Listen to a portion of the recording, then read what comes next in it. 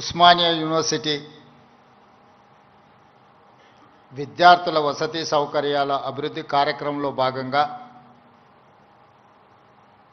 Vice chancellor Kumar గారు, arts college principal professor Kasim గారు, Osmania university సిబ్బంది అందరూ కలిసి ఈ కార్యక్రమాన్ని మీరు ప్రారంభించాలి. ఉస్మానియా యూనివర్సిటీకి మీరు పర్యటించాలని వారు ఆహ్వానించడం జరిగింది. ఈ అభివృద్ధి కార్యక్రమంలో భాగంగా నాతో పాటు మిత్రులు, సహచర మంత్రివర్గ సభ్యులు అడ్లూరి లక్ష్మణ్ గారు, ప్రొఫెసర్ కుమార్ గారు, Yogita Rana education principal secretary గారు, Hyderabad city commissioner DGP CV Anand గారు, దేవసేన గారు, రిజిస్ట్రార్ గారు, ఇక్కడికి విచ్చేసిన తెలంగాణ నలుమూలల వైస్ ఛాన్సలర్స్ ప్రొఫెసర్ కోదండరామ్ గారు, education commission members, Osmania university teaching non teaching staff, విద్యార్థులందరికీ కూడా నా శుభాకాంక్షలు తెలియజేస్తున్నా. ఉస్మానియా యూనివర్సిటీ అనే పదం తెలంగాణ పదానికి ప్రత్యామ్నాయ పదం. తెలంగాణ అన్న, ఉస్మానియా యూనివర్సిటీ అన్న, ఈ రెండు అవిభక్త కవపుల లాంటివి. ఈ మాట నేను చాలా అథారిటీతో మాట్లాడుతున్నా. 1917లో ప్రారంభించబడ్డ ఉస్మానియా యూనివర్సిటీ, ఏ నిజాం సర్కార్ ఈ ఉస్మానియా యూనివర్సిటీని ప్రారంభించిండో 1935 వచ్చే సమయానికి నిజాం నవాబును పొగుడుతూ పాడడం కాదు, ఉస్మానియా యూనివర్సిటీ గడ్డ మీద నుంచి దేశ స్వతంత్రం కోసం పాడుతున్న వందే మాతరాన్ని పాడి వినిపించిన పివి నరసింహారావు గారు ఈ గడ్డ మీద నుంచే, ఈ ఉస్మానియా యూనివర్సిటీ నుంచే ధిక్కార స్వరాన్ని వినిపించిండు. 1938 సాయుధ రైతాంగ పోరాటానికి తండాలలో, గూడాలలో, మారుమూల పల్లెల్లో ఉన్న ఎర్రజెండా మోసినోళ్ళు ఎందరో మంది ఆనాడు ఉద్యమ బాట పట్టినప్పుడు కూడా ఈ ఉస్మానియా యూనివర్సిటీ అండగా నిలబడి ఆనాటి పోరాటాల మీద ఈ గడ్డ మీద చర్చ జరిగింది. ఆ అంశమే కాదు, ఈ ఉస్మానియా యూనివర్సిటీకి ఒక గొప్ప చరిత్ర ఉన్నది. జాతీయ స్థాయిలో హోంమంత్రిగా పనిచేసిన శివరాజ్ పాటిల్ నుంచి మొదలు పెడితే దేశ రాజకీయాలనే శాసించి ప్రపంచ దేశాలతో పోటీ పడగలిగిన ఆర్థిక బలోపేతమైన దేశంగా తీర్చిదిద్దిన పివి నరసింహారావు గారు ఈ ఉస్మానియా యూనివర్సిటీ విద్యార్థిని. వీరే కాదు, తొలి తెలంగాణ ఉద్యమానికి నాయకత్వం వహించిన ఆనాటి డాక్టర్ చెన్నారెడ్డి గారు, మల్లికార్జున్ గౌడ్ గారు, మదన్ మోహన్ లాంటి వాళ్ళు ఈ ఉస్మానియా యూనివర్సిటీని విద్యార్థులే అని ఈరోజు మనం గుర్తు చేసుకోవాలి. వారే కాదు, ఉస్మానియా యూనివర్సిటీ విద్యార్థి రాజకీయాలలో రాణించి ఉత్తమ పార్లమెంటేరియన్గా ఈ దేశానికి, దక్షిణ భారతదేశంలో మొట్టమొదటి ఉత్తమ పార్లమెంటేరియన్గా రాణించిన జైపాల్ రెడ్డి గారు ఈ ఉస్మానియా యూనివర్సిటీ బిడ్డని. వారి తర్వాతి తరంలో ఒక జార్జ్ రెడ్డి, ఒక గద్దరన్నను అందించిన గడ్డ ఈ ఉస్మానియా యూనివర్సిటీ. ఆ తర్వాత చాలామంది ఈరోజు ఇక్కడ ఉన్న తెలంగాణ ఉద్యమంలో క్రియాశీలక భాగస్వామ్యం తీసుకున్న ఎంతోమంది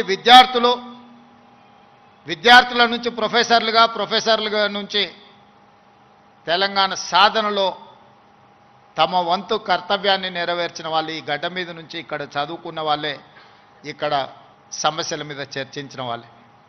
తెలంగాణ సమాజానికి సమస్య వచ్చినా, తెలంగాణ సమాజానికి సంక్షోభం వచ్చినా, తెలంగాణ నలుమూలలో ఏ సమస్య వచ్చినా మొట్టమొదట చర్చ జరిగేది మొట్టమొదట ఉద్యమానికి పునాది పడేది ఈ ఉస్మానియా యూనివర్సిటీ నుంచే. కేవలం ఉస్మానియా యూనివర్సిటీ చదువుకోవడానికి, ప్రభుత్వ ఉద్యోగాన్ని సాధించడానికి కాదు. ఈ తెలంగాణ సమాజమైన 4 కోట్ల ప్రజలకు ఏ సమస్య వచ్చినా ఆ సమస్య మాదిగా భావించి చదువుతో పాటు పోరాటాన్ని నేర్పిన ఉస్మానియా యూనివర్సిటీ ఈనాడు తెలంగాణ రాష్ట్ర సాధనలో రాజకీయ పార్టీలు, రాజకీయ నేతలు వైఫల్యం చెంది ఇక మా వల్ల కాదు అని కాడి కింద పడేసినప్పుడు ఉస్మానియా యూనివర్సిటీ విద్యార్థులు ఉద్యమ బాట పట్టిన తర్వాతనే ఈ తెలంగాణ రాష్ట్ర సాధన కళ సాకారమైంది. ఇక్కడున్న ప్రొఫెసర్ కోదండరామ్ గారు ఆనాడు పొలిటికల్ జేఏసీకి నాయకత్వం వహించి తెలంగాణ రాష్ట్ర కళను ఈరోజు మనం నిజం చేసుకున్నాం. ఆనాడు చాలామంది చాలా రకాలుగా ప్రయత్నాలు చేశారు. ప్రతి ప్రయత్నంలో ఒక రాజకీయ ప్రయోజనంతో కూడుకున్న నిగూఢమైన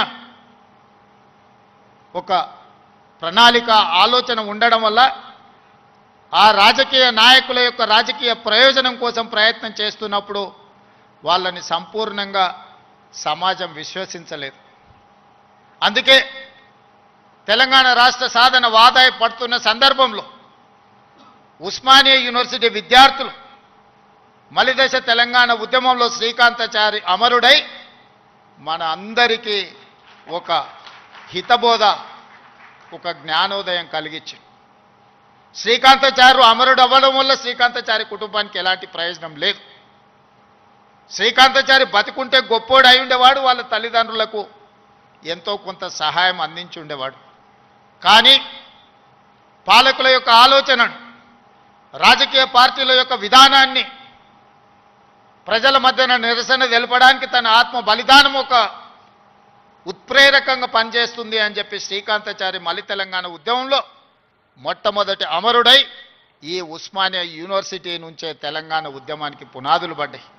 ఓ యాదయ్య ఉస్మానియా యూనివర్సిటీ గేటు దగ్గర నిటారుగా నిలబడి పెట్రోల్ పోసుకొని తగలబెట్టుకొని అగ్గిపుల్ల గీరితే కాల్తేనే అమ్మా అనే మనము యాదయ్య జై తెలంగాణ అని చెప్పి తెలంగాణ రాష్ట్ర సాధనలో సమిదై ఈరోజు ఈ ఉస్మానియా యూనివర్సిటీలో ఒక ఈశాన్ రెడ్డి, ఒక వేణుగోపాల్ రెడ్డి ఈ ఉస్మానియా యూనివర్సిటీ నుంచే తెలంగాణ రాష్ట్రం సాధనలో సమిధలైరు. ఈరోజు చరిత్రలో మనం వాళ్ళని స్మరించుకోవాల్సిన అవసరం ఉన్నది.